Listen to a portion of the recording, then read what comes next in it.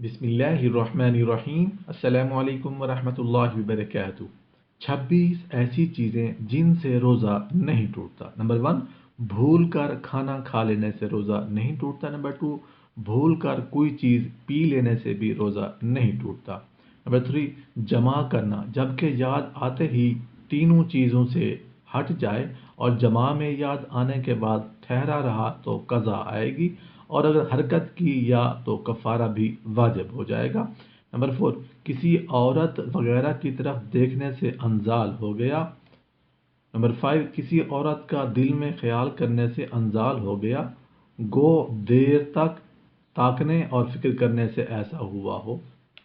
Number 6, बदन या sir पर तेल लगा लिया।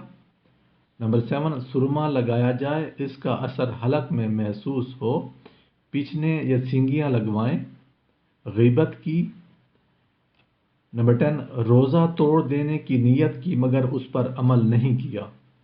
धुआं, मक्खी, दवाइयों का असर, गुबार गो चक्की का हो, ये चारों चीज़ें हलक में खुद पहुंच जाएं तो भी ये रोज़ा नहीं टूटेगा।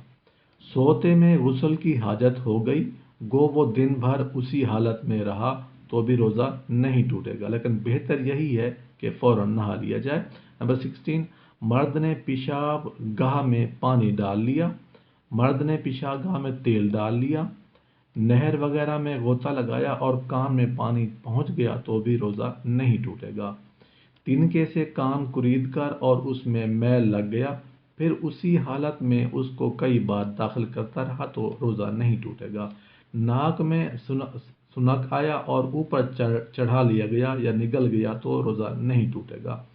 खुद ब खुद कै हुई और खुद ही लौट गई, अगरचे मुंह भर कर हो तो भी रोज़ा नहीं टूटेगा। जानकर कै की लेकिन मुंह भर कर नहीं हुई तो रोज़ा नहीं टूटेगा। दांतों के अंदर अटकी हुई चीज़ निगल ली और चने से कम थी तो रोज़ा नहीं टूटेगा।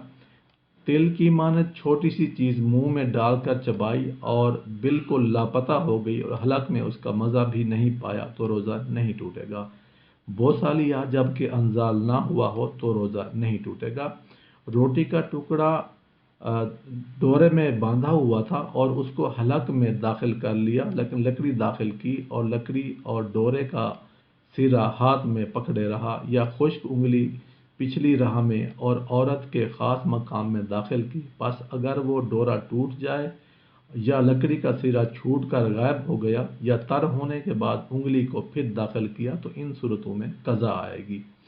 अगर किसी कमज़ोर और ज़ईफ़ आदमी को भूल कर खाते पीते देखें तो बेहतर ये है कि उसको रोज़ा याद दिलाएं। अगर कवी है तो याद दिलाएं, और उस सूरत में याद न दिलाना मकरूह है और बलगम का थूक देना भी मुनासिब है। अल्लाह पाक अमल करने की तौफीक अता फरमाए।